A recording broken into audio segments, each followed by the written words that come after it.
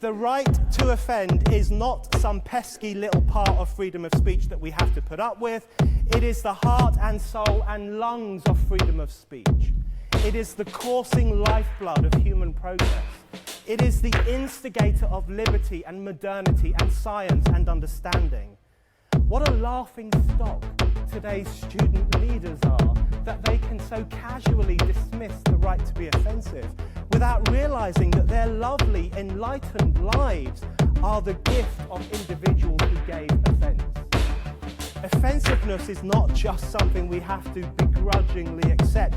Offensiveness is the motor of human progress.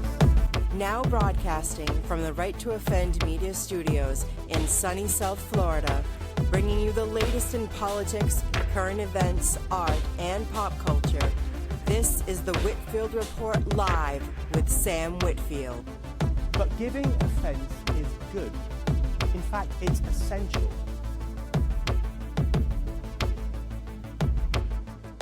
And hello there, folks. Welcome to the Monday edition of the Whitfield Report. I'm your host, Sam Whitfield, recording here from Right to Offend Media Studios. And joining me for this week's podcast is Ryan Permision. I hope I got the last name right. Close enough. It's Permision, but you're good, man. Okay, fair enough. I apologize. Sometimes I get names mixed up, but Ryan Permision from the And I Quote YouTube channel. And Ryan, like myself, is a podcaster and an aspiring author who has a lot of different, he, unlike me, who just hosts this show and Bits and Bones, Ryan hosts, I don't know, 5 shows, or you host a lot. You make me look like an amateur. No. And I've been at this for 17 years. So that's a long time. But no, it's great, man. No, I do 3 shows a week. It's a lot of fun. I do 2 on my channel, 1 for another person's channel or another team channel that I collaborate with. It's a lot of fun. It's a lot of work, but well, it's not really work. It's something I love to do. And if you love something that you do, it's never called work. So it's a blast. But yeah, I host 3 shows a week, 2 on Friday nights, 1 on Saturday afternoons. So it's a lot of fun. It's a lot of fun. I get to meet new people every week. I get to ask them questions. I get to find out more about their passions and what their hopes and dreams are. So it's a blast. To give you a bit of an idea, Fridays are either movie watch along at 7:00 Eastern, or a meeting a fandom episode, or a special episode of And I Quote. And then Friday nights at 11 is Freewheeling Fridays at 11 p.m. Eastern, where I talk with indie creators all over the world. Kind of like pretty much the same thing I do with And I Quote, which is the flagship show of my channel, which takes place on Saturdays at 12 p.m. Eastern, where I interview indie creators from all over the world. We do a Q&A with them, me just asking them questions, and then we take questions from the virtual audience. And every show that I do is always live because I enjoy interacting with the people. I enjoy interacting with the fans. It's a lot of fun. yeah, well, that's something that's very impressive too, is the fact that, all your shows are live. And certainly I think, for people who don't necessarily, produce podcasts, I think a little bit of inside baseball here that's always good is, in certain ways, I personally find that doing live shows, it can be easier just because you don't have to do a lot of editing and post-production. But then I also have guests who, for whatever reason, they're afraid to do live shows. And so that's why we do, the pre-recorded podcast. And then plus,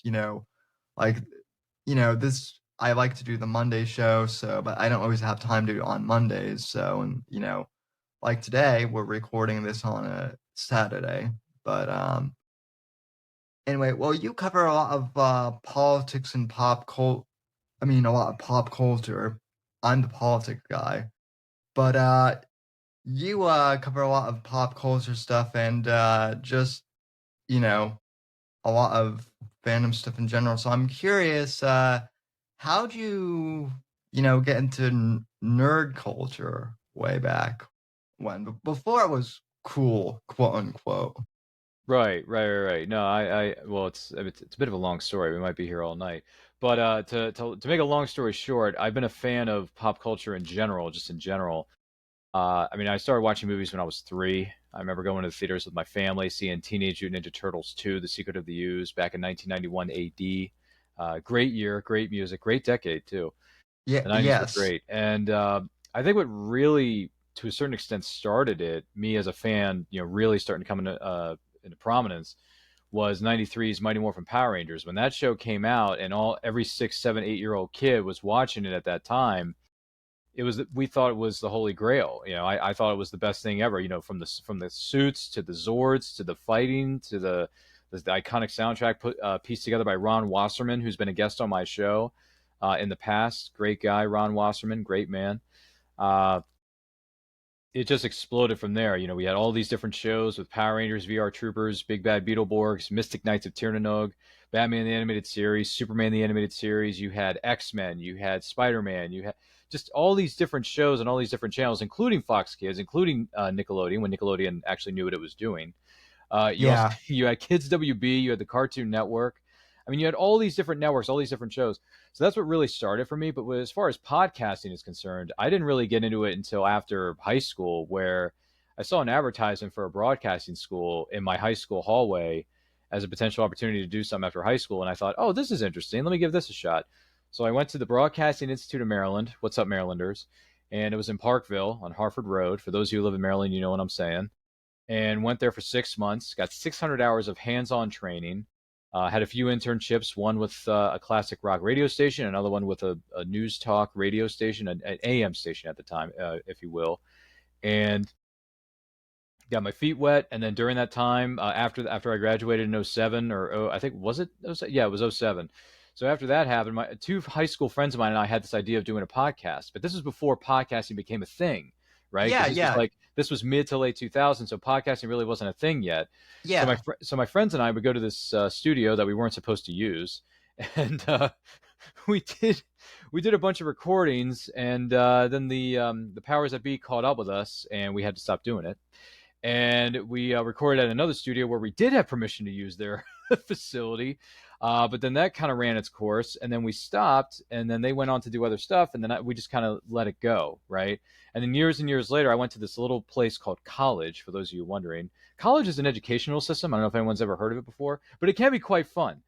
So I went to college, and towards the latter years of my college years, some people were developing a YouTube channel, and they said, hey, we're looking for someone to join our team, and we want to have you become a part of it. We want you with us. I said, sure, I wouldn't mind doing it. I like entertaining people and just being myself. I don't have a problem with it. And I said, okay, everyone's going to be in charge of a different playlist, right? So the one we're going to have you do specifically is interviews. We want you to interview people. I said, okay, I don't have any trouble, approaching somebody. I have no trouble, having a conversation with somebody. I have no problem with it. So, but the problem was when we started to do this, the little thing called the apocalypse happened, also known as COVID. So we were all locked away in our houses, and we all had to do, come up with content and do it to a certain extent on our own. Even though we had weekly meetings, we had Zoom calls where we would talk about, the ideas we had for our playlist, what we wanted to do with it. And during that time, we were locked away in our homes. So I just went online like anyone else would. And I went to Facebook, which Facebook has been around for a hot minute. And I went into these Facebook groups that had creators in them, which included independent writers, independent publishers, and cosplayers, people who do voiceover and all types of stuff. So I just started joining all these Facebook groups, and I started networking with other people. And I think networking is very crucial to whatever it is you're going to do in life. So I made all these connections, all these networking connections through independent writers and publishers. And then they introduced me to their friends, and then they introduced me to their friends, and it just snowballed, right? So because of that, I got all these different interviews, and some of them I never would have expected to get unless I either had connections to begin with, or you miss 100% of the shots you don't take. So I took my shot, Sam. I took a shot, and it landed, and it worked because I was able to get big names, on there, certain actors that not a lot of people may know their name, but they know the face. William Sadler, who played Death in Bill and Ted's Bogus Journey and Bill and Ted Face the Music, was one of the first guests I ever had on set, which I think was one of the greatest moments of my life, certainly in my podcasting career. I've had Jim Henson's cartoonist and close personal friend Guy Gilchrist has been on my show. in recent years. We've had Robert Wool, who was Alexander Knox in Arliss, in Batman '89. I mean, I've had some really big, at least in my mind, big names on my virtual set. Because of all the connections I made, it just snowballed, and here I am today, 5 years later. And when COVID came to a close and people started going back to work in school, the team we had at Nerd Culture, formerly known as Nerd Culture, now it's Anti-Quote Channel because I decided to rebrand it and reboot it. They said, hey, we're not going to do this anymore. Do you want the keys to the castle? I said, yeah, I want to keep doing this. Why would I want to stop? It's too much fun. It's too much fun. Why would I want to quit? Yeah. Well, it's, so you and I have a lot of similarities because I also started like around 2007, 2008 because I was in junior high at the time, but the comic book shop that I was going to, so I grew up in Denver, Colorado. The Mile High City. Yeah. Yeah. Shout out to my Denver peeps out there. Rockies. So Denver Nuggets. Yep, and Denver Broncos. Which, let's not forget about the Broncos now. No. We might be able to forget about the last, couple seasons, but it's a rebuilding year, as we like to say. Rebuilding year. So, but no, the comic store I used to go to when I was in junior high, they did a weekly podcast about not even talking like pop culture really or comic books, but was mainly just like what is on sale in the store and whatnot. And this is around like 2007. So the MCU wasn't really a thing at all at that point. Didn't even start. Yeah. I remember like the big thing was Iron Man. Iron Man was, just coming out, the first one. 2008. Yeah. And I remember people were like really skeptical about Robert Downey Jr. because he had just come out of rehab, and everyone was wondering, will he be able to, pull this off, or will he fall back on the wagon, again? And obviously we know now. I mean, it's kind of crazy that there's a whole generation. You and I are both old enough to know that Robert Downey Jr. did other things before he became Iron Man, but U.S. Marshals. Yeah. Now there's a whole generation that doesn't, even know anything else besides him as Iron Man. Yeah. When I look at him, all I see is Tony Stark. So. But yeah. Well, you and me and everyone else. Yeah. But 7 billion of us look at that one dude, and he's like, "Yeah, that's Tony Stark. That's not RDJ. That's someone pretending to be RDJ." Right. So I was kind of like, well, hey, what if I do what if I were to do something? So I got like it was actually a pretty good like USB headset, like kind of like you have right now, and I just started recording on Audacity and doing shows, and because I was also like a history and like current events nerd, I also kind of covered that like at 13, 14, which is how I kind of got into the political stuff. And fast forward to about like 2012, I had been doing the show for a while, and I was actually at some sort of like political convention, and one of the local news guys, one of the local talk radio guys, like I met him and I said, hey, I'm really interested in interning at the radio station. And at the time I actually had like a thumb drive with me of like a few of my episodes that I gave him to listen to. And so it was like a weekend thing. So he actually listened to one of my episodes and said that he really liked it. He gave it to his station manager. Station manager liked it, and this is what I find really interesting. This was like about 2012, and they said, hey, we would love to have you on, but our station just got bought out by Clear Channel, and they're not really looking for any local talent anymore.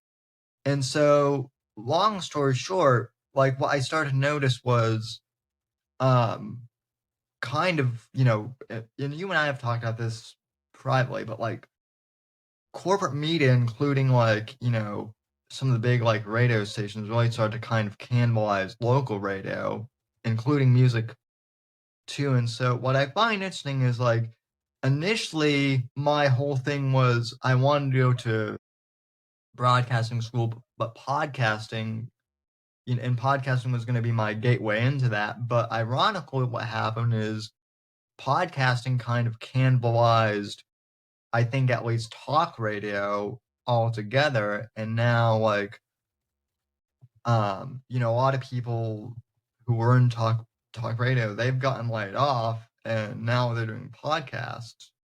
Now, I mean, Opie and Anthony, they split, and now each of them are doing their own things, and it's kind of wild. So Yeah, it most certainly is. Yeah, it's I look, someone actually brought this up to me earlier today before one of the other shows I was doing because, like you said, I do so much. They said, about podcasting becoming a career, and I said, look, if this was if like a full-time job and all I had to do was entertain people for a few hours a day, and then I would help produce other people's shows, and I was making really good coin for it, I would do it in a heartbeat. But at the same time, you got to answer to people, and you're not really in control of what kind of creations you put out. You're not really in control of what kind of shows you want to do because they need to adapt and respect what they're trying to do with their format. And I'm thinking, I'm having too much fun doing what I'm doing, so why would I want to stop that? You know what I mean? right, Having creative control and having creative freedom, especially with what we do, is a lot of fun, and I think it's important. So that's why I do the 3 shows that I do. Even though one of them is with another YouTube channel that I'm collaborating with, they still give me free reign to do what I want on that show. Hence the reason it's called Freewheeling Fridays. So I can pretty much, take the reins and do what I want with it. But yeah, no, it's it is what it is. For those of you who do work in corporate or who work for Clear Channel, more power to you. But for people like Sam and I, we just like to do our own thing and be our own boss, and call the shots, put out the great stuff that we want to put out. But as far as what I've done in the short, it's crazy because I started with this team of people and they're great, and we're still friends to this day. There's no bad blood or hard feelings between me and the other former members of Neuroculture's YouTube channel. But looking at it now, the YouTube channel has grown so much. I have 1,457 subscribers on my YouTube channel and Echo channel. And because of the teamwork that I've done between myself and Case, who helps put together my thumbnails, my backgrounds, my overlays, and the graphic design, I mean, my YouTube channel has just gone into the stratosphere. So, I mean, at least in my opinion. I mean, I know 1,400 followers isn't much to chew on because there are people out there who have hundreds of thousands of subscribers and people who even have 1 million subscribers on their channel. And listen, that's fine. That's fine. That's business. That's fine. But for someone who started with a group of people, and I loved everyone I was working with at the time, I think we got to like 2,500 before it was all said and done, before they left, or maybe we were at 700 before they left. But now that we're over 1,000, we're going into 1,455. It's like, oh my gosh, it's crazy. But it continues to grow. Like the numbers go up every week, the views go up every week, and it's because of all the advice and the tips that I've gotten from friends and people from behind the scenes who have helped me grow not just as a podcaster, but just as a YouTube channel in general. So my hats are yeah, off to everybody who's helped me, Case and Cade, and everybody that I've talked to over the years who have given me tips. I mean, I appreciate all of you because without you, I would not be the channel that I have now would not be where it is today. So, I know that I hate to sound like an Academy Award winning actor here, Sam, but I want to thank everybody for getting no, me to this point. And the other, and you know what, man, and I know we're going to bring this up, and I know I'm kind of jumping a few steps ahead of the curve, but the Discord, man, oh, yeah, that thing has been a blessing in disguise. Sorry, I didn't mean to jump ahead 5 questions, but no, it's no. this what I'm doing as a YouTuber and as a creator. I freaking love it. Hopefully that answers your second part of the question. Yeah, well, I am glad that you brought that up because I think that's one thing that like a lot of people don't get is Mhm. like you know this, and I think like Luke and Nathaniel, they're starting to like understand this too. But there's recording a podcast, doing this part that's a lot of fun. It's my favorite part of this job, if you want to call it that. But then what a lot of people don't realize is there's also marketing and behind the scenes stuff that, like, yeah, it makes the show look nice and it gets it out there, but you don't necessarily, no one sees, like, us, like, clipping, you know, footage or going through, things to make graphics and stuff like that. Like, it's all the nitty gritty behind the scenes stuff that, like, nobody really appreciates. And, like, I know a lot of people who are like, oh, I'm gonna start a podcast and I'm gonna be the next Joe Rogan, or I'm gonna be the next Adam Carolla, or something. And they think that just because they have a good show idea, and just because they've bought like a fancy, microphone or fancy setup, that they're going to, be the next hottest thing. And then they're crying to me like, well, I haven't gotten any views on my YouTube video or on my podcast, and I uploaded it, but no one's listening to my thing. And it's like, well, you got to put the work in a bit to, promote it. And like, my whole thing is like, other than Twitter, like, I'm mostly in, social media, like, I'm mostly word of mouth, as far as like how I put my podcast out there. And I mean, you kind of seem the same way too soon. Well, I mean, I promote my podcasts on Facebook and Twitter and Instagram. I have TikTok. Like, I try to promote it as much as I can, but you know Yeah. what?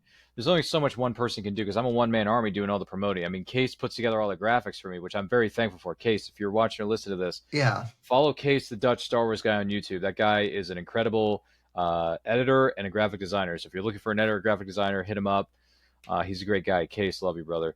But yeah, no, I advertise as much as I can, but my marketing posts don't get as many hits on TikTok as they probably would do on Instagram, because I put them in my Instagram stories, which get a lot more hits, a lot more views, and people just are scrolling through their phones so quickly. They just want to look at stories and then move on to the next thing. So Yeah. we live in a very fast-paced environment. We live in a very fast-paced world where people want their stuff now and they don't want to sit around and wait for it, which I understand. But then again, let's go back to something that we were taught very early on in life, folks, which is patience is a virtue. Okay. Good things come to those who wait, Sam. Good things come to those who wait. So you got to put in the work, you got to hustle. But sure enough, somewhere, some way, someone's going to see that and they're going to register. It's going to register with them. They're going to watch your content. They're going to check it out and it's going to grow. I mean, I just listen. As a podcaster, what you see is what you get. This isn't a character that I'm playing. This isn't a Right. fake persona. This isn't what do you call it? A facade that I'm putting on to the public, right, Sam? What you see with me is what you get. This is my facial hair. This is my 2 week 5 o'clock shadow that you're witnessing. Okay, these are my real books that are. Where are they? They're right behind me here. So these are real books that I intend to read, although it's going to take me a very long time to do it, but it's going to happen, right? And I love what I do. And, people say that if you show your passion and enthusiasm for something, it's going to rub off on people.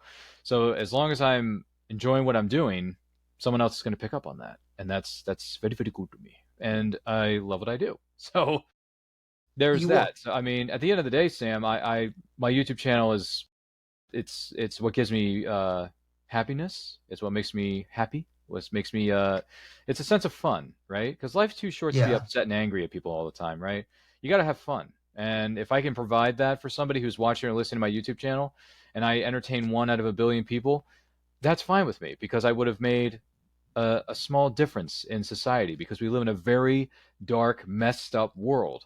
So, you know what I mean? I'm just trying to be a ray of Yeah. sunshine on a cloudy day, Sam. Did I just sound corny there? Yeah, I probably did. But you can edit that out later. Hey, no, no, I'm keeping that in, because guess what? I love authenticity. That's the other thing too, is, you mentioned that, like, you're a smaller channel, and, like, I'm not even on, YouTube anymore. But like, that's the other thing too, is, like, a lot of these, like, bigger, a lot of these, like, massive, channels, like, yeah, you can grow big by just chasing whatever the algorithm wants you to chase. If you're constantly, trying to, like, see what does the what does the algorithm want? Well, I'm less, for me personally, I'm less interested in in just trying to chase the algorithm since it changes so much. I'd rather, discuss what I'm passionate about, even if my interests, listen, I have so many diverse interests that the algorithm doesn't really know where to put me because I'm so, diverse, at least as far as my interests go.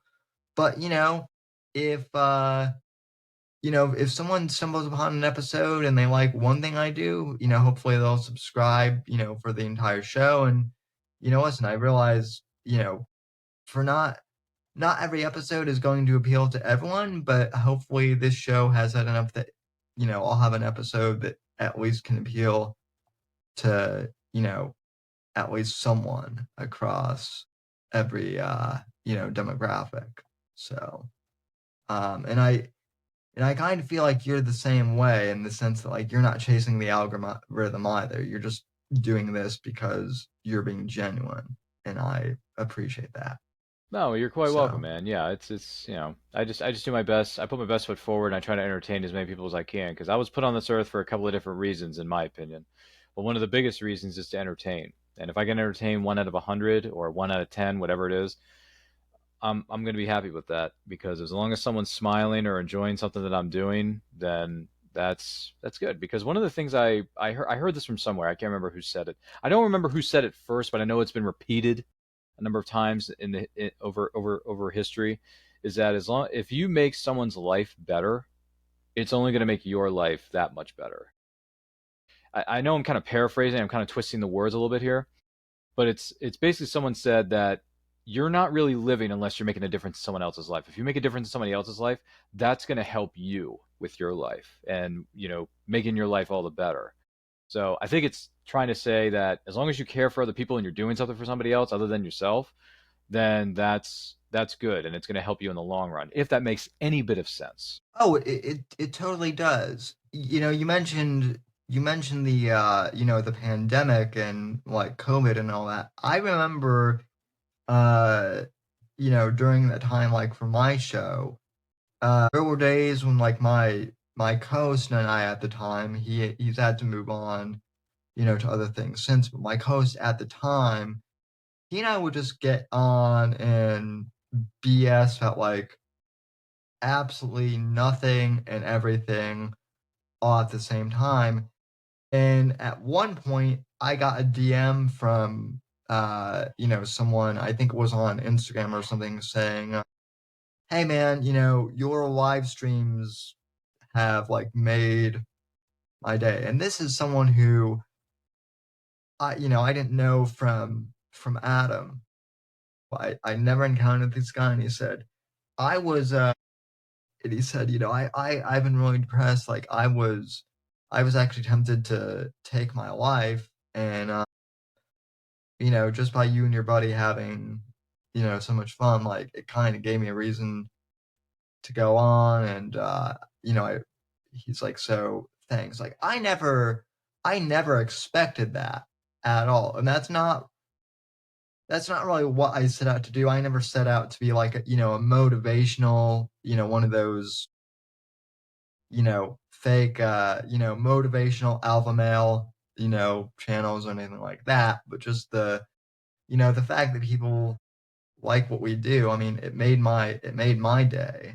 So, um, yeah.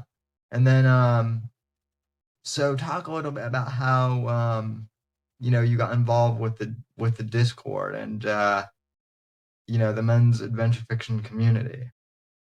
Sure. Yeah. No, it's I was on Instagram one day and I came across a post by someone named Luke Gudich, as if how you pronounce your name. I'm sorry, Luke. Your last name is one of the Yeah, most unique, out of there, left field last names I've ever heard in my life. I got to be honest, but he did tell me. I think it's pronounced. It's Gudich or Gudic. I can't remember. yeah, Goddich, I think is Got it, how. got it. Yeah, yeah, yeah. Luke, I'm sorry if I'm butchering this name of yours, buddy. But anyway, his post came across my Instagram feed one day, just randomly, I think it was, and I liked it, or maybe I checked in on it. Maybe I clicked on the profile that you can find on Instagram, and I went to his profile and I looked up what he was doing and who he was, just to get an idea, get the 411, right? Right, Sam? It's like calling directory assistants. Yeah. And I said, okay, this guy's interesting. He's a writer. He's got something going on. He's got something cooking in the oven as far as what his next book or books are going to be. Let's see what's going on. So I followed him on Instagram, and I interacted with a few of his posts. And then later on, he mentioned someone named Nate Hummel. And him and Nate were are friends, and they started talking about this idea of doing a podcast, and it's called the Men's Adventure Fiction, podcast on YouTube, and you can also find it on Spotify and wherever Yeah. podcasts are these days. And I started listening to it, and I was thinking to myself, oh my gosh, men's adventure fiction, this is a genre? I didn't know this thing existed. Like, I knew there were books that were adventurous, but I didn't know that there was a specific genre called men's adventure fiction. I didn't really know that. I mean, not Yeah. really. And I started following Luke, and then that became following Nate, and then that led to checking out the podcast. And then sure enough, they mentioned something about creating a Discord. I'm like, oh, I'm in a few Discords. I don't really interact with them all that much, to be perfectly honest with you. But I'm on Discord. I have a Discord account, right? Because it's a free app you Right. can download to your phone. And they mentioned a Discord that they're going to put together for Men's Adventure Fiction Discord. And I thought, ooh, this could be very interesting. So then eventually when the link was able to be copied and pasted into my browser or, in my, app on my phone, because at times it wasn't working properly. Right. But one day it started working, and then I entered the Discord, and I entered this magical world of Oz, Sam. It was like Oz.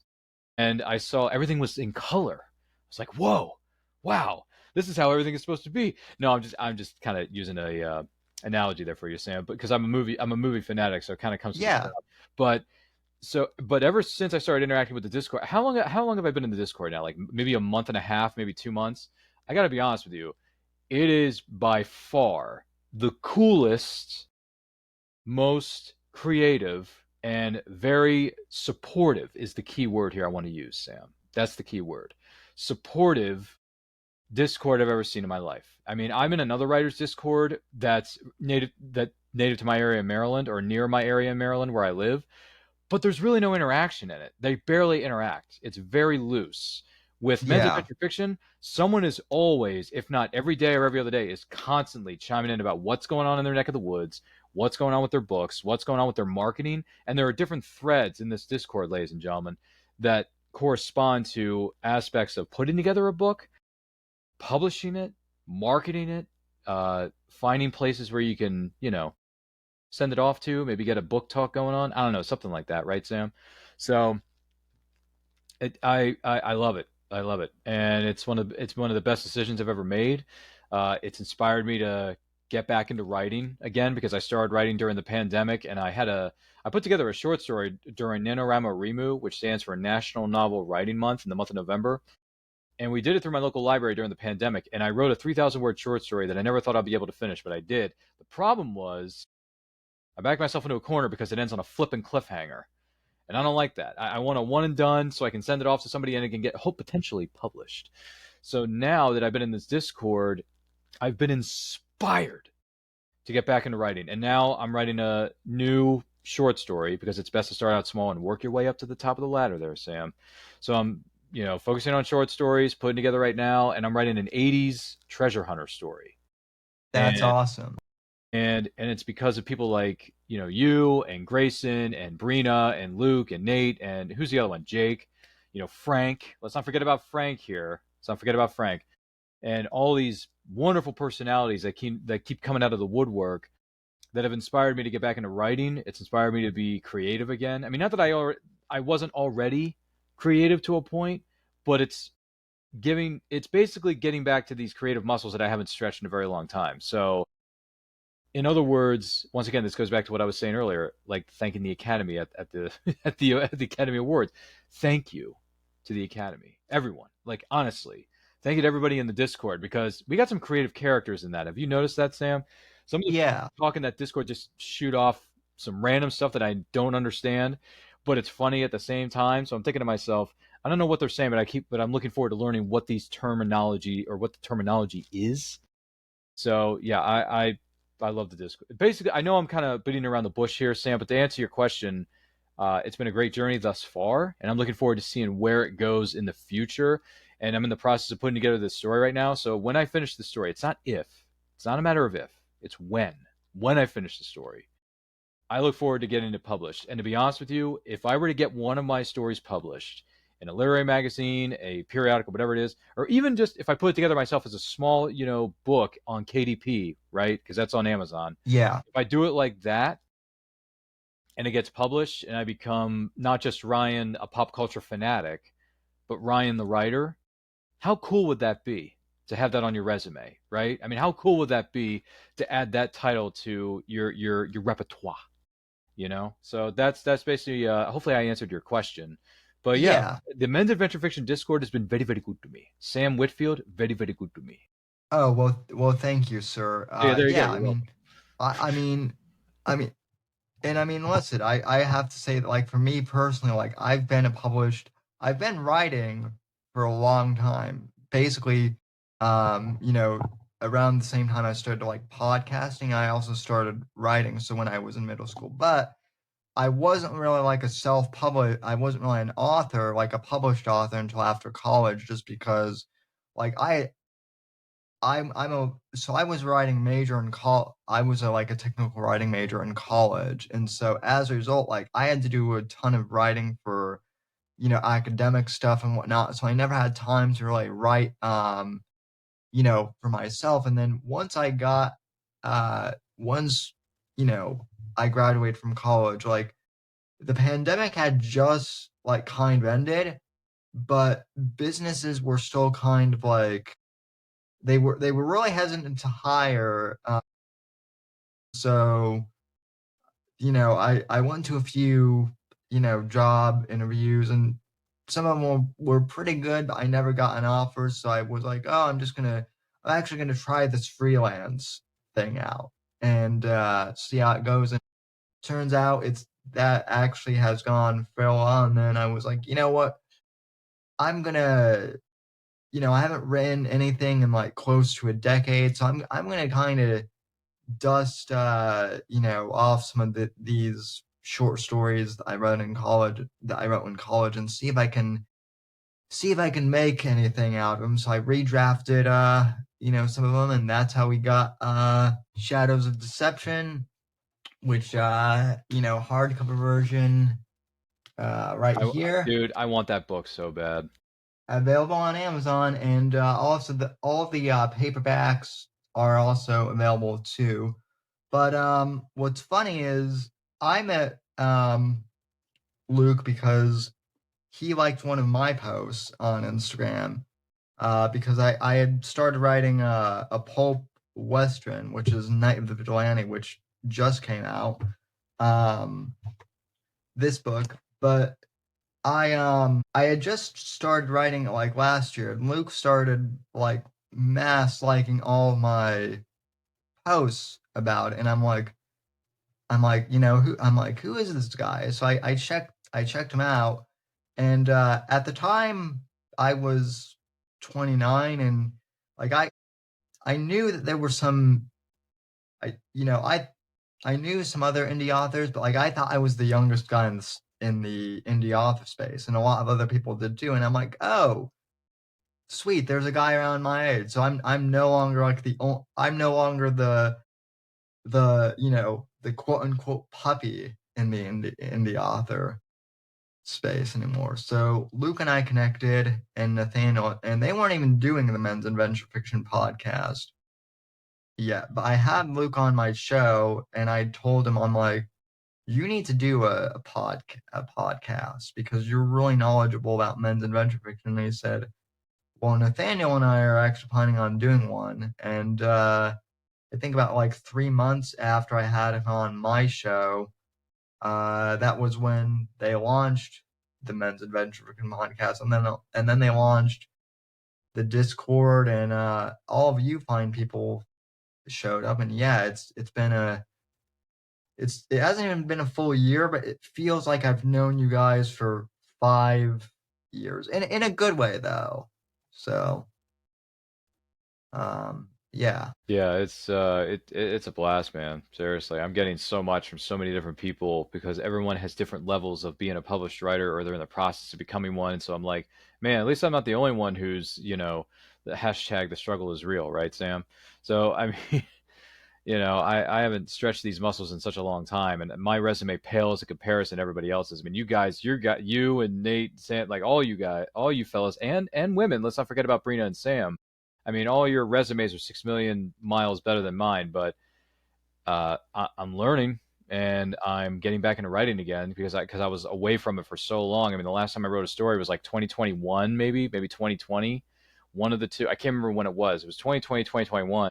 So it's been a very long time. Like it feels like ancient history since I started writing, but it's great to dive back into it. And I got to give a shout out to Brina Williamson because she shared music in the music to listen to thread of our Discord, and it was ancient Egyptian music, like you're in Egypt on an adventure, kind of like The Mummy, with Brendan Fraser, or just Indiana Jones, that type, just adventurous type music.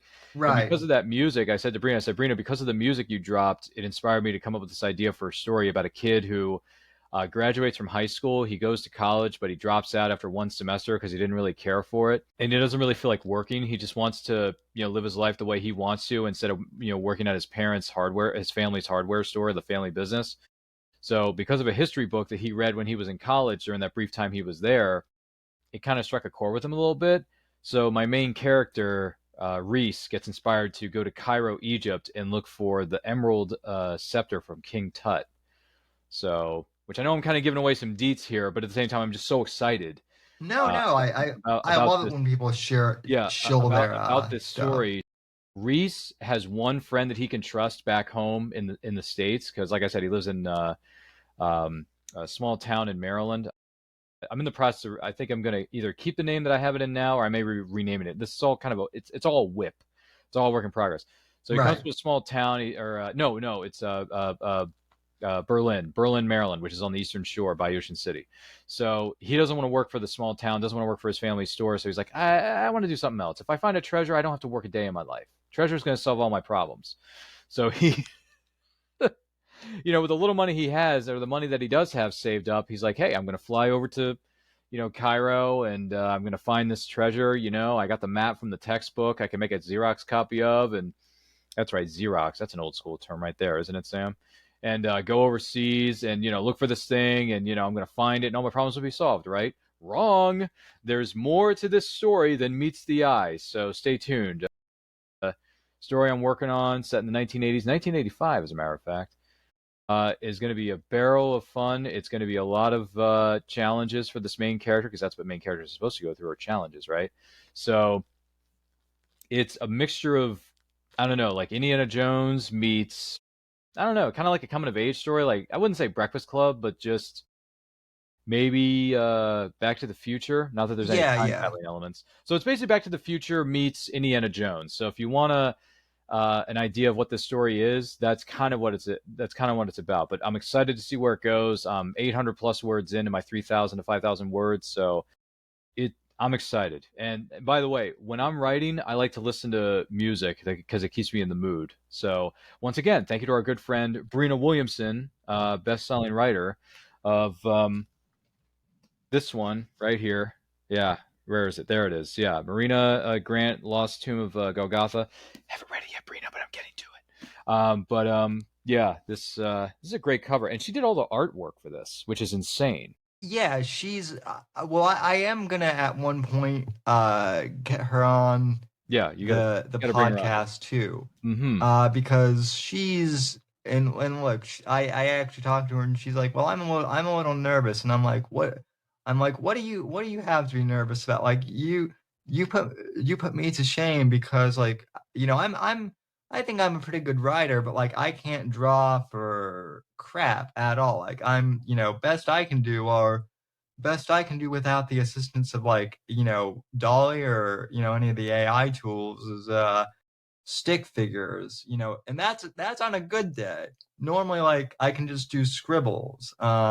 But like the fact that she does art and everything, is she's super talented. But also I like your idea with your store because like the 80s is my favorite decade in terms of pop culture and just music and so many different other things. I feel like that decade in particular, like, there was enough technology at that point to where, like, it's kind of modern, but like also like no one was really, we didn't have the internet. No one was really glued to their, phones like we are now. So I mean, I kind of like the fact that you're not going for like the whole 1930s thing like indie. It's a little bit more modern, but also you're not going to be having your character pull out, his iPhone 16 to solve,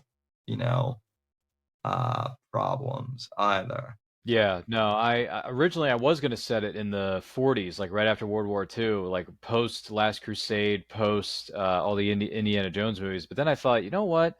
I don't. That's a lot of research that I don't really want to do. In the 1980s, even though I was born at the tail end of it, I have a bit of an idea of how the 80s were, what the fashion was, what the music was, because I love 80s Yeah, movies, I love 80s music, I love 80s fashion. So just the way people were portrayed back then. So I thought, you know what? Let's set this during the Reagan years because 1985 is the midpoint of the 80s, and we had so many great pieces of pop culture memorabilia that was already out at that time. So basically, when Reese, the main character, goes overseas, and by the way, don't be surprised if there's a bit of a reference to Raiders of the Lost Ark in the book, because this is set in 1985, so it's after Raiders has come out, Temple of Doom yeah. had already come out at that point, Breakfast Club had come out at that point, so and You, Back to the Future hadn't come out when my character. Well, no, when my character leaves, it's like right as Back to the Future is hitting theaters or right before it. So, but he's seen enough to the point where you get where he's coming from. Like you get where he's going with this in terms of why he wants to leave home, why he wants to do X, Y, and Z, why he doesn't want to be held down by his parents telling him what to do, because there was a lot of teenage angst being explored in the 80s. yeah. So, I mean, John Hughes, case in point. So yeah, right now the book slash story is called Treasure of Truth. So that's the working title. I may change it, but that's what it's called. And I just can't wait to see where it goes because I have all these characters in it, and I have. It's funny we shouldn't do this as writers, but we find ourselves doing it anyway because as soon as you like start writing out character dialogue and you can just your imagination has to picture what these characters would look like. I'm already thinking of who I would cast in the roles. So it's like, I do the same I thing shouldn't be too. doing it because it should be the last thing on anyone's mind. But at the same time, like, dude, if I'm writing this character as the antagonist, I'm thinking of this actor to play him. I So I honestly like I don't think I don't, at least for me, like I can't help it because like for me when I'm writing characters, like I have to, when I'm writing, I'm seeing the book, I'm seeing the words in my mind, if that makes sense. And so I have to picture, like, when I'm writing a scene, like I have to see like how, the character is uh you know doing something, like even their physical actions, like I'm picturing that in my head. So it's hard to do that without like picturing an actor uh you know who I can see in the role, like one of my characters. It's funny you mentioned that that you're writing in the 80s, because Shadows of Deception takes place in modern day, but I do have a prequel uh series that is set like in the 80s, because ooh, my character John Ryder, his dad was an intelligence officer during like the 70s, and then went to work for Reagan in the oh, 80s. So I'm nice. writing that story right now. And it's, you mentioned, like, I remember the 80s. Well, I mean, I was born in the 90s, but like I remember the 80s too, from like, pop culture and whatnot. But even so, like researching things like the Reagan administration, like, and like what events were going on during that time, and like trying to put my characters, my fictional characters, in with like, the real world too, is that's pretty fascinating. And like it was funny because I'm like, well, if I I remember I was talking to a friend. I was like, well, if I could cast someone in this role, I would cast, you know, I would cast like Harrison Ford. And they said, well, good luck with that because Harrison Ford is, he's in his 80s now. And I'm like, oh yeah, but I'm picturing him like he's still in his like, late 30s, early 40s, when he was doing, Indiana you Jones know, phase. Yeah. yeah. So, that's the other interesting thing too is even though, like I am picturing, like who we would cast, I'm kind of picturing, I guess actors from different eras. So, um, same thing with like, I can't believe I'm blanking. Who played Magnum PI? Oh, Tom Selleck. Yeah, Tom Selleck. Yeah. Yeah, I have Tom Selleck cast as one of my characters too, That's and boss. Yeah, yeah. that's a boss move. Yeah, it's So man, playing the fantasy baseball, like, casting for these roles. I mean, I can already not to get too deep in. We don't want to get too deep into the weeds here because, like I said, the story is still a work in progress, and I'm still in the process of writing it. But the antagonist, I'm thinking of John Glover to play that role, which he's already 80 years old, but I can still I can still see him doing it. yeah, Because my antagonist that's coming up on Reese's heels is a wealthy art collector slash. He's an art collector. He's a successful business, but he's an art collector. But he also is on the hunt for treasure as well. But he doesn't go through the right channels to get this treasure. He does it kind of the dirty way. Hence the reason he's yeah, the antagonist. So he hires a crew to go after it for him because he's in his 70s, he's in 60s or 70s. He can't really go anywhere, but he hires these mercenaries to do it. And I'm thinking, dude, John Glover would be perfect for the businessman role. So he would be perfect for it because he's played so many different corrupt businessmen, like Lionel Luthor in Smallville, for example. I'm like, okay, John Glover's playing this. I can see Carl Urban playing the leader of the mercenaries. Carl Urban could pull that off. Um, people underestimate how good of an actor Urban is yeah, too. because I was thinking like, who can play a leader who used to be a Navy SEAL but also leads a group of mercenaries that hunt for buried treasure? I'm like, I think Carl Urban could pull that off. He's played a man of the law, but also a bit corrupt as well in certain other movies. So I'm thinking it's a mixture of like Dredd meets one of his other characters from one of his other films, maybe in Doom or something like. He can totally pull it off. I mean, the guy led a team. Didn't he like co-lead a team of Marines in the Doom movie with The Rock? It's like if he can do that, and even though that movie's bad, but even if he can pull that off, he could pull it off in this 80s treasure hunter type movie, or excuse me, story. It's a story right now. It's a story. But I could easily see him as the leader of the mercenaries. He's had a hard life. He's had difficult things happen to him. He's seen some things that he maybe didn't want to see when he was a Navy SEAL. But it's like it's part of the job, right? It's part of the job. So he thinks that finding this treasure is going to bring him some, like, I don't know, maybe I wouldn't say closure, but just kind of like get away from some of the violence. I mean, even though he's authorized to use deadly force if necessary, he doesn't really want to do it, but he's being paid to do it. So Right. he's kind of caught between a rock and a hard place. You see what I'm saying?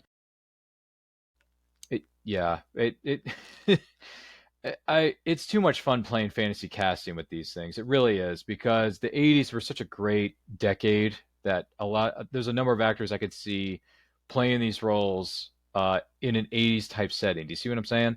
So yeah. It's also so much fun playing around with like with even though they're books, playing around with like soundtracks in books too. Like, I know that, I'm too poor to afford like, music rights for like, anything in movies if I were to like instantaneously, if I were to make a movie. But like you mentioned the 80s, like two of my favorite albums came out in 85, Brothers in Arms and then Dream of the Blue Turtles, which Hmm. is Sting's Oh, first solo album. nice. And yeah, I mean, just dropping little hints like that too in my book, like, and so was listening to, something that came on the radio, stuff like that. That's always fun to include as well, I find. So, Yeah, 80s music is iconic. So many yeah. different ways. Well, kind of shifting gears Yeah, to, sure. you and I have talked, and I mean, you haven't really made it that much of a secret. Well, you have I know you have autism. You've mentioned it to me, but you've also mentioned that you, teach college students with autism and do film analysis. What's that like? Do you feel like autism?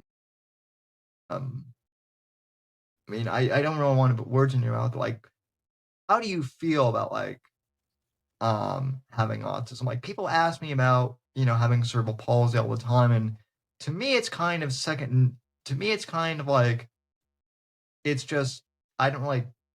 It's not I don't care about it, but it's like it doesn't consume my life. It's just there. It's something I have to deal with. It's not something I think about all the time. And I'm wondering, like, is it the same for you with autism? Do people bring it up a lot, or are you one of these people that thinks it's like a superpower or what?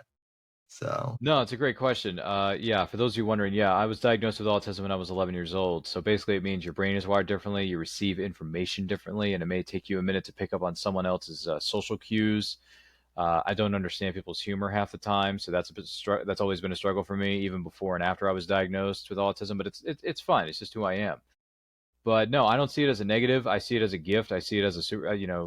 People have T-shirts made that said autism is my superpower. So in a way, it is because my autism allows me to keep a sharp memory about movie quotes and movie scripts and remembering things about pop culture that just come out randomly out of my mouth. And people are thinking, how do you know all this? I'm like, well, if I watch a movie once or twice, the whole script goes right up here. And everyone who, not everyone, but a number of members, a number of different members of the cast and crew are going to be tattooed in my brain. So I can just recall it pretty much automatically at certain points.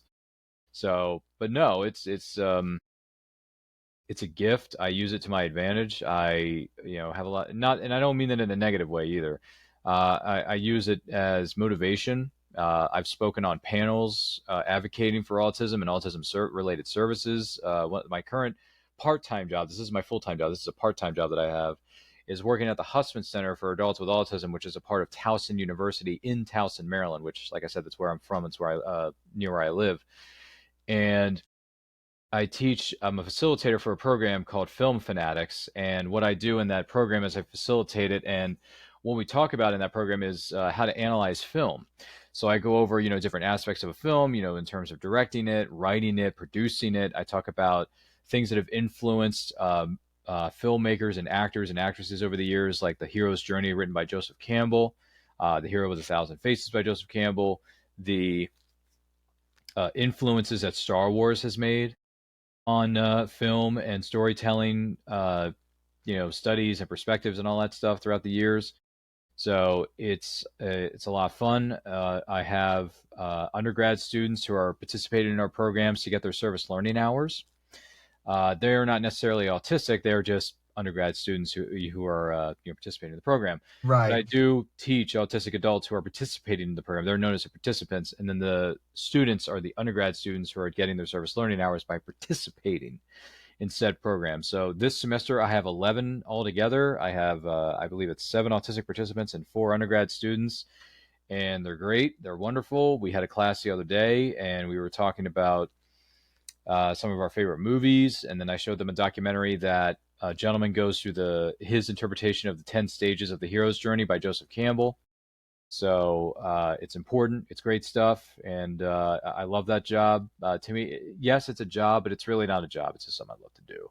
right, So, and I've been doing it for almost a year now. This is my, we started in the fall, and now we're in the spring semester. So once the spring semester is over, it would have been a full year since I've taught this, or not taught, but facilitated this program, if you will, because I'm not a officially like licensed teacher. I'm just a facilitator. But being a facilitator is basically like getting your feet wet as right, a teacher. It's basically, what would it be like if you were in fact a teacher? Well, this is my way of getting my feet wet, diving into a certain part of the pool and giving it a try, right? And it's been fun for me. I love it. I mean, I'm autistic, but I'm also a fan of pop culture. So I'm kind of, playing both sides of not playing, but I'm, interacting with both sides of the fence. I'm interacting with people who do have autism and who are somewhat similar, like I am, but also I'm interacting with neurotypicals who are studying autism to get a better right. understanding of it. And that's why the undergrad students are there.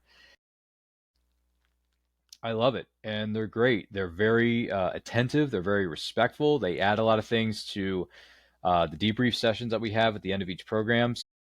It's been very very good to me. Towson University, very very good to me. Why? Because I graduated from TU in 2021, son. So go Tigers. That's where my bachelor's degree comes from. I got a bachelor's degree in electronic media and film. I got no shame, brother. Plus, I took a minor in applied adult disability studies. So I know a thing or two because I've seen a thing or two.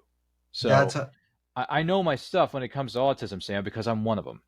Yeah, well, that's awesome. And, I graduated from the University of South Florida in 2022, technical writing major here. It's funny. People think I have autism because I'm so good with like pop culture and like I'm the same way. I can bring up like really random facts about like movies and pop culture. I'm not autistic. It's just growing up with an uncle and my dad. He's a big film fanatic like since I was 5. So now I'm the guy who everyone brings me to trivia night at the bar, and I'm smart enough to be like, well, I'll be on your team, if you buy me a few beers or something like that. So that's my payment. There But you go. Pay my bar tab, and I'll get you all the answers. We'll win $1,000 tonight. yeah, exactly. So no, I think it's great what you're doing because I think there are a lot of not all negative stereotypes about autism. I think a lot of people they don't necessarily understand like what it even is sometimes, and I don't think they understand that there are layers. And I also think that there are definitely people who especially like with Gen Z now and some of the younger generation, they definitely like to claim, "Oh, I have autism," and they're clearly not. They're just lazy, or they want it to use it as like an excuse for something. So, um, the fact that you actually have it and understand what it is and are using your position you know, to teach others, I think is like really cool. And we're all about that at Right to Offend Media. So No, um thank you. I appreciate that. I appreciate that, man. I appreciate the support too. Yeah, it's been a heck of a year. I'm not gonna lie. Dumping my toes into this pool, but I come from a family of teachers. My brothers were teachers at one point in their lives. My mom and my dad, they're no longer with us, but they're right here. They were teachers yeah. too, so I learned. You know what they say, right? We learn from the best, and in this case, it was my family. It was my brothers, my mom, my dad, and they especially my mom and dad. They were very loving, caring individuals, not just in their marriage, but with other people. And I'm just like, man, and it just rubbed off on me. It's like, I mean, Yeah. they're loving and caring, and I kind of have that attitude when I go into a room. I try to be respectful, but I also try to be loving and caring because that's who my mom and my dad were. So, in a Yeah. way, me as a teacher now, all these years later, I feel like it's a tribute to mom, it's a tribute to my dad, and just, I love him, I miss him, I'm always going to love him, I'm always going to miss him, but I think deep down, and for those of you who have lost a loved one, you know how this goes. You know how this goes. They're with you right here. They may not be physically in the room, but they're there. And I think mom and dad are pretty happy and proud with some of the things I've done. I mean, I wish they were here physically to see it, to experience it, so I can share it with them. But deep down, you know that your loved ones are always going to be right here, guys. So try to keep that in your mind. I mean, in the words of Skywalker, no one's ever really gone. So Yeah. just got to keep pushing forward, man, because it's not. Listen, losing a loved one for anyone is not easy. It's never an easy thing. But if you're doing something to honor their memory, or you're doing something that makes you happy, they're going to be happy for you. So Yeah. just keep pushing, man. I mean, look at you, Sam. You're in the sunshine state of Florida where it's 70 degrees every day. All you got to do is put on a shirt, a pair of flip flops, and a pair of shorts, and you're good to go. But man, all the hurricanes though, more power to you, because those hurricanes have taken its fair share of damage on Florida, man.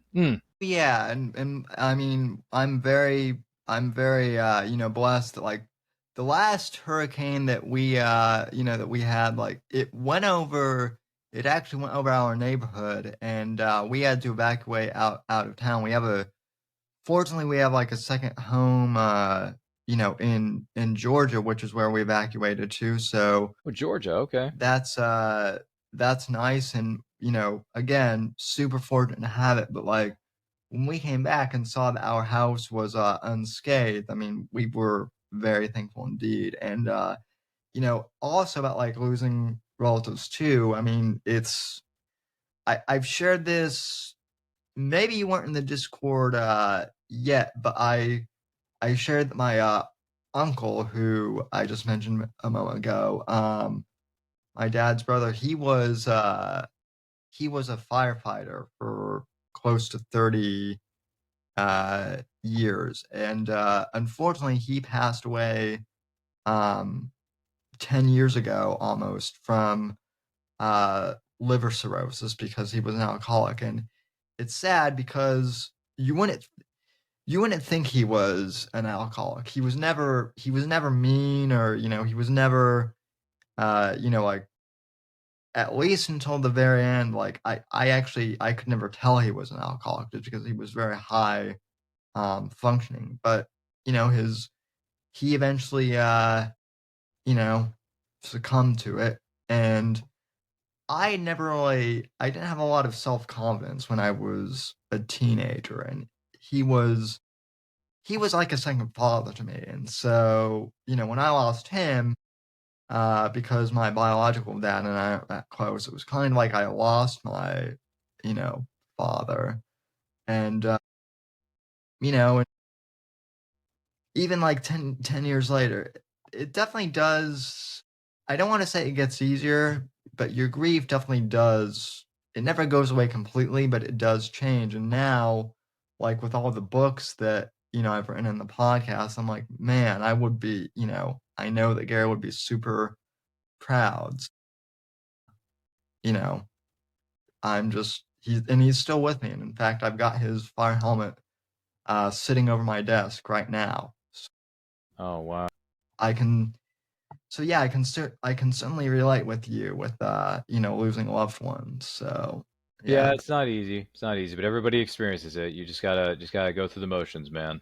Yeah. It comes in waves too. It comes in waves. Like one day you're completely fine. The next day you could see a small object or maybe something that you hear on the radio or the TV set, and it reminds you of that loved one. You just break. You know what I'm saying? Like you just break down in tears. So it happens, man. It happens. You just got to go through the motions. But yeah, no, it's just got to keep pushing forward. It's what Rocky Balboa taught us, right? It's not about how hard you can hit, Sam. It's about how hard you can get hit and keep moving forward. How much you can take and keep moving forward, because that's how winning is done. So it's like Yeah. that's man, and that's a great thing about pop culture. You get so many motivational quotes from these films. I'm telling you, like Rocky Balboa is pretty much Rocky Balboa is one giant motivational like story slash quote, right, Sam? Like every Yeah. single movie is a giant TED talk, and it's an awesome one for sure. But there are so many other movies out there that inspire me to keep going, despite the fact that I keep getting hit with these obstacles. But everybody's different, man. Everybody's Yeah. different. If there So, as a podcaster, I love, asking this. If there was one, individual in pop culture who you haven't had a chance to, interview yet, but, like, if they just said, "Hey, Ryan, you can get anyone you, you want to," who would you want on, your show? And I quote the flagship Yeah. show. I mean, man, that's a long list. But if I had to pick one, because there's Uh, so many, well, 5 of them. it's a Let's long just list for sure. But well, let's go with this for a minute here. Let's think about this. So obviously, the first person I want on set is Henry Cavill, because he got the shorter end of the stick with the DC cinematic universe that they were trying to put together with Zack Snyder at the time. And I love Man of Steel. I think it's a criminally underrated movie, and I think he's same. my favorite live action iteration of Superman, in my opinion. I know that everyone says no one's ever going to top Christopher Reeve, and listen, I respect Christopher Reeve. I respect everything he did, but Henry Cavill took it to a different level, brother. He took it to a completely different level. So I want Henry Cavill on my set.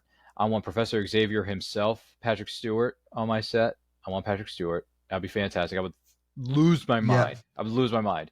I'm like, it's Picard and Professor Xavier in the same shot. So that'd be very, very good to me. I would. Let's see here. I would want. Man, there's so Sam. There's so many. I would want. Let's see. Probably there. Man, this is so hard. People ask me this all the time. It's such a hard because there's so many different names for so many different reasons. But one of them would be Terry Hatcher, because she was one of my favorite iterations of Lois Lane. There's a bit of a pattern going on here because I love Superman, so I like to get Terry Hatcher's take on the character, even though she's talked about it numerous times in convention panels that have been taped and posted on social media. But I want to hear it from her directly. You see what I'm saying? Was she also one of your first crushes, or She was, yeah. She was, okay. because she was the Bond girl in Tomorrow Never Dies. She was, and she was also Lois Lane at the same time. She was filming that, so that because she was on Lois and Clark: The New Adventures of Superman with Dean Cain. So yeah, Terry Hatcher, if you're watching this, reach out to me. Send me a DM on Instagram. I'll put you on the show. Anyway, gosh almighty. I would say, who's another one? I gotta think very quickly here. I know I'm running off the steam engines here. No, you're good. Because I want to show respect to the actresses that are out there, because so many great actresses. But Terry Hatcher is certainly one of them. Another one, this is hard. This is so hard. Let's think of, because I am into this fandom. I'm just trying to think of who we want from set. Wow. What fandom is it?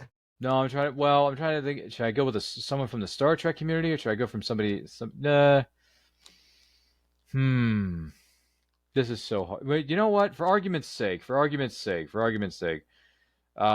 haven't. You know what? This is completely out of the box. This is completely out of left field. Sasha Craig. No one knows who she is unless you watched Power Rangers Lightspeed Rescue as a kid. But Sasha Craig was the Yellow Ranger on Power Rangers Lightspeed Rescue, and she has started going to conventions and started making the rounds. And I want to hear her take on being a part of the convention circuit and being a part of the Power Rangers community, because I've met so many different of the actors already.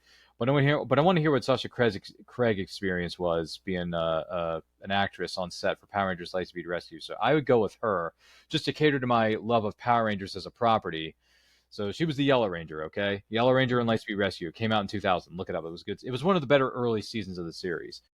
And then if I had to name a fifth one to round out the circle here, man, this is so hard. This is so tough, Sam. You know what? Because I grew up on this guy, he was #MyJamesBond, Pierce. Let's get Pierce on there. Yeah. I want to pick his brain for a minute, because Pierce starred in three of the four best Bond films that I saw at that time, because the fourth one, Die Another Day, never happened. Right. But the first three are good, right, Sam? So I can talk his ear off all day. But yeah, Pierce, if you're watching this, I respect you wholeheartedly for your work in Mrs. Doubtfire, because if it weren't for Mrs. Doubtfire, that was one of the roles that nabbed you for James Bond, because people saw you. I mean, they wanted you before Timothy Dalton, but because you were tied up by Remington Steele, the people at Remington Steele wouldn't let you come in to be Bond.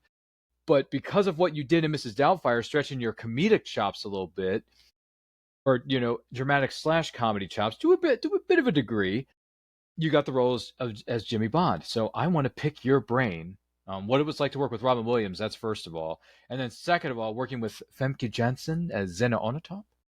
I want to pick your brain, man, because GoldenEye has so many fond memories for myself, and Sam included, because he was there. Because I saw that movie in the theater, Sam, and I saw it in the United Artists Theater with my dad, and that was the first James Bond film I ever saw, and it blew my mind, and it made me a fan of the action film genre that is, I mean, it's not as good as it once was in the 90s, but it's still going today. Right. So, because of films like, what was it called? GoldenEye and The Mask of Zorro, I freaking love action movies. You see what I'm saying? Oh, you and I are the exact same way. Yeah. So, well, I guess if we're doing lists, for mine, Clint Eastwood would be number one on my list. You want the guy from Unforgiven? Whew. That's a big one, man. I want the guy from Unforgiven. I want Dirty Harry. I want the man with no name. Yes. I wrote like 2 papers on him in college. That's awesome. and and I mean, he's a lot of, I guess, people, think that some of his roles might have been toxic, masculinity or whatever. But It was a different era, man. it was a different era, and I never saw him as like necessarily being toxic. I just saw him as like a confident, strong, Very collaborative dude who, filmmaker and a collaborative actor because he loved working with other people. yeah, um, and he does have some very deep thoughts. So he's number one on my list. Number two, I gotta say, out of like the modern ones today, I would also say Henry Cavill, just because I think he's super talented in everything he's done. Uh, like you said, I love Christopher Reeve, but I think he really, at least for our generation, I think Henry Cavill is Superman. He's our No, Superman. He gave the character a little bit more depth too. no shade to Brandon Routh either, but No, I've met him Brandon, before. He's a nice dude. but Brandon Routh, I feel, is like trying to do Christopher Reeve's Superman, and Yeah. I mean, Henry just made his own, and also like he's super down to earth, and just he loves fans too. Um, so third is Pierce Brosnan, just because I mean, I think like you, I grew up loving 007, and also like Pierce Brosnan is the same age as my stepdad, who I am very close to, and um, also like now that he's older, Pierce has done some, interviews, and he really comes off as just like a very warm and genuinely humble guy, and he's been married to the same woman for close to like 40 years, and I mean, people like to say that Keanu Reeves is, the nicest guy out there, and he is. He's awesome too. But I wouldn't mind interviewing him either. John Wick. Oh my gosh. yeah, my ideal, if I could cast any two guys in the same movie together, it would be Pierce Brosnan and Keanu Reeves, and Mel Gibson too. Actually, Really? Okay. I feel like people sleep on Mel a bit. I know He's he's actually had. starting to make. He's making the rounds right now at conventions. In case you want to meet him there, Sam. Ooh, that would be fun. Mel Gibson's making the rounds, so stay tuned. He may be coming to Florida pretty soon. But yeah, I mean, Pierce Brosnan is on my list. As far as actresses, um, Christina Hendricks from Mad Men. Sure. Yeah. She was kind of my first crush, but also Wow. she is she is actually a very talented actress too. Yep. I think a lot of people, because of her looks, overlook how good of an actress she actually is. Gina Carano too is another one. Cara Dune from Mandalorian. Heck yeah, man. Yeah, and I actually know, I don't know them well, but I know a few people who know her. So Gina, please come on the Whitfield Report. Get on it, man. And I quote, I'll just show both. Yeah, Gina both of Carano. us. I mean, my gosh, I So, grew up watching her as Crush on American Gladiators. That's how I was introduced to her. yeah. So, um, and then I guess as far as like celebrities who aren't around anymore, I think Ian Fleming would be, the author of Bond. I would love to pick his brain. Well, that's interesting. Yeah, I mean, I haven't talked about people who are dead, but if I could interview someone who's no longer with us, Robert E. Howard, who wrote Conan, would be nice. Yeah. Then Hugh Hefner, because that's a polarizing figure, man. That's a polarizing figure. But if you want to interview him, hey, more power to you. Well, polarizing, but I also think he he was in media for a long time. I think he's one of those figures that I would love to obviously it's hard to really know like what anyone would think of things today, but I think maybe some people might change, and you just never know, and and then same with like Rush Limbaugh. So those are my two, I guess, polarizing figures, I Yeah, guess, if polarized you with a want to capital P. think But of. yeah, those would be an interesting guests for your show somewhere down the line. So yeah, I mean, just there are lots of people that I've been blessed to interview, including you, and also just tons of others. So yeah, and I can't wait to be featured on. Well, I mean, I've already been featured on one of your shows, but you also do the writer showcase too, which is pretty cool. Yeah, So that's a new thing we're doing. Yeah, that's going to be a monthly show, the Writers Showcase. It's going to be on a certain Saturdays each month at 7 p.m. Eastern. Gonna be a lot of fun. Episode 2 is going to drop, I believe it's April the 19th. So I'm in the process of putting together the guest list for that. I know Henry from the Discord is going to be on there already. So yeah, we'll get some people on there. I don't. What is it? Sam, we could get you on there. So yeah, yep, it'll be an interesting panel. Like I said, I got to put the details together in the Discord and figure out who can do what. But so far, we got Henry booked for it, so we'll see what happens. But yeah, Writer Showcase episode 2, because these days, Sydney, you gotta make a sequel. So yeah, the Writer Showcase episode 2 is coming in late April. So stay tuned. Follow us across social media. You get all the information there. Not to jump ahead 2 steps of the curve here, Sam, but yeah, lots of great things are happening, and the Writer Showcase is a brand new show that I'm very, very proud of. The first episode is still, the views are climbing. It has like 183, 184 hits. So it is booming, Sam. yeah, not bad, and That's great. It's a great show. It was a lot of fun. Some great personalities, great writers, and a lot of bright futures ahead of us. So there you go. well, and I mean, I feel like that's another thing too. Is like I have the podcast, but like I'm also like people know me as, a writer already. I feel like, you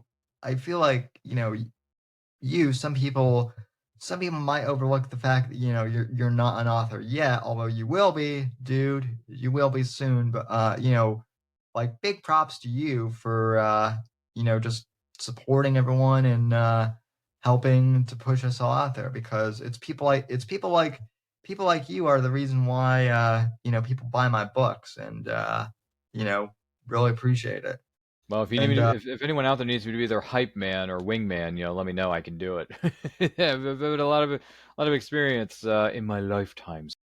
yeah, and Yeah, it's fun. It's fun. Someone actually wrote this to me on social media a long time ago. Charles F. Millhouse, who's an indie pulp writer from StormgatePress.com. You can find him at StormgatePress.com.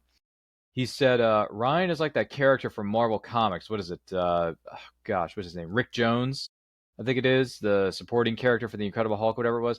It's either Rick Jones, Henry Jones, one of the two. And he said Ryan's like this character because he's so supportive of all these people and everything that they're doing. And I'm like, listen, if I like what I see and I like what I hear, I'm gonna sell it, and yeah, I'm gonna believe in it. So if Charles F. Millhouse has a book coming out that I'm interested in, I'm gonna tell other people about it, because either I've read it or I'm gonna buy it, and I think other people should buy it too. So that's why I plug as many people as I can on my social media. It's not easy because there's so many of them, but no, I do it as much as I can. And when I get feedback like that, it's like, okay, I'm doing something right. So I'll just keep doing it until I can't do it any longer. they're always, yeah. I'm the same way. I'm out here trying to sell books, but I'm also trying to sell. I'm also trying to help other people sell their books, whether or not they're established or not, because I feel like if we can't grow together, like obviously there's room for friendly competition, but I feel like, why tear down others? Why can't we just grow together, especially in the indie space? I feel like that's a good way to go. So Yeah, yeah. I don't really think of it. I don't even want to hear the word when I'm in rooms with other people about competition. It's not a competition. It's about putting your book out, putting your story out, getting it published, letting people yeah, read it and experience it for themselves, and just celebrating the fact that you wrote something that is out in the world and that's going to live on forever. Period. So, I mean, Sam, you got all your books. Everyone else we know has got books out, or what do you call it? Monthly magazines like Frank does. So it's like, hey, A story is a story, whether it's in a magazine or a book on KDP or Amazon, doesn't matter. It's a story is a story, and it deserves to be read. It deserves to be shared. So if I get something published, it's gonna be a nice feather in my cap. And I'm not doing it for obviously I'm not doing it for the money. I'm doing it because I love to piece together a story that I think other people would enjoy reading, right? So Yeah. if that works, great. And if it doesn't work, if people don't like it, that's fine too, because what I write isn't going to be for everybody. What I publish isn't going to be for everybody, because every audience and every piece of artwork that's ever come out is subjective. So it may work for one person, but the person standing next to them, they may not like it at all. And that's okay. You Yeah. know, people may not be into treasure hunting stories. Maybe they don't want to hear what I have to say about this kid going off, on his own and trying to find this treasure to solve all his problems. And that's fine, because and by the way, there's no such thing as perfect, right?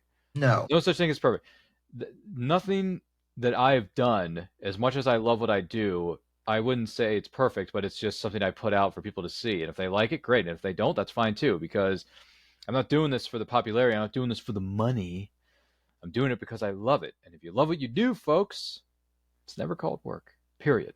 And also, I feel like, I mean, again, you're right. It's not about the money, but I definitely do feel like if you are passionate about what you do and you find your audience, the money definitely will follow. Uh one thing I actually talked to Brina about the other night is like I'm known for the Shadows of Deception saga, which is kind of like my spy thriller series, but I've also written like a mafia crime fiction series called Blood Ties. And it's a short story anthology. And when it first came out, I think I sold like one copy in the first month, and obviously I was kind of disappointed. I was like, man, I wish more people like this. But then Terrence in the Discord got a copy in January, and he read it and he's like, man, this is the best thing you've done. And then other people started to pick it up, and so again, the whole patience thing of it might not sell at, like gangbusters right away, but it's you know eventually things find their audience, and you just got to be patient. So um yeah, but anyway, well, any other topics that you want to cover, anything you want to ask me, or Oh, sorry about that. What I was, anything else I want to talk about? I mean, who knows? But we could be here all night. No, I just want to say that it's been great going back into the Wayback Machine, talking yeah. about my You True Hollywood story. I have no problem sharing it. I have no shame in telling this story because I've told it so many times, and I'm not ashamed of who I am as an autistic individual. I'm not ashamed of who I am as a pop culture fanatic, as one might say, because there are things I love out there, and I'm going to continue to enjoy loving them until I can't love it anymore, or until it's not fun for me anymore. No, this has been great, Sam. Thanks for having me. It's been great to reminisce and talk about what I've been doing in the past, some of the things I've learned from my past, and some of the things I'm going to do in the future. This has been great. You're more than welcome to, call me back here anytime. Oh yeah, absolutely. Well, it's also, and thanks for coming on too. It's always great for me to talk to someone who has been in podcasting for as long as I have, because uh, you know, I'm thrilled, that there are so many people who have podcasts out there now, like Nathaniel and like Luke and like so many others. I mean, podcasting is the cool thing now, but you and I both remember when it was still in the underground phase and when nobody knew what it was. So I always like to, kind of, commiserate with the old school, with the OG podcasters, as it were, like you and myself. So, I appreciate that. And like I said, man, I really appreciate everything you do to just hype everyone up. So anyway, well, where can people find you, good sir? Yeah, well, thanks for having me. This was a lot of fun. I'm more than happy to come back anytime. Let me know. My name is Ryan of Anaco Channel. You can follow me on Twitter, Instagram, TikTok, was it Facebook? the whole nine, simply at, which is right here on my name tag, right below here, at And I Quote channel. That's where my YouTube channel is. It's primarily a YouTube channel, but we do stream on Twitch. We stream on Facebook. So check us out there. It's all under the same name. We talk about movies, TV series. We talk about comic books, words on a page, because Sam and I we're kind of writers here. It's kind of our thing. Yep. But yeah, I do interviews with some of the best indie creators all around the world on Saturdays, 12 p.m. Eastern, and then the other shows I do are on Fridays at 7 p.m. Eastern, whether it's movie anniversary watch-alongs or meeting of fandom episodes. And then Friday nights at 11 p.m. Eastern is Freewheeling Fridays, where I also interview indie creators from all over the world, whether they got a Kickstarter campaign going on or they just want to talk about pop culture. They want to, shoot the breeze, if you will. I do that on the Madness Entertainment Group YouTube channel. You can follow them there. But I also do have a playlist for it on my YouTube channel, so you can find it there as well. But yeah, that's where you can follow me. I do have a link tree. It's in my social media bios on Instagram and TikTok. Look me up if you're an indie creator and you want to talk about something, you want to plug it on my show on And I Quote, you want to be a guest on And I Quote in the future. I got plenty of open spots starting in May until the end of the year of 2025. So check it out. There's a Calendly link in my link tree, which you can find in my social media bios. So check it out. And I think you're going to like the way you look after watching or listening to And I Quote channel, because I know a thing or two, because I've seen a thing or two. So there you go, Sam. Well, I can't wait to be on myself here, soon. Very, who knows? I might be hitting you up once book 4 of the Shadows of Deception saga is ready to release, so that would be cool. And it's been an honor to get to know you, and support all your stuff. And also, are you on? You're on Spotify too, correct? Or the pod? Unfortunately, no. I mean, I do have an audio feed for my podcast, but the person who updated it left me a long time ago, so it hasn't been updated since September of almost 2 years ago.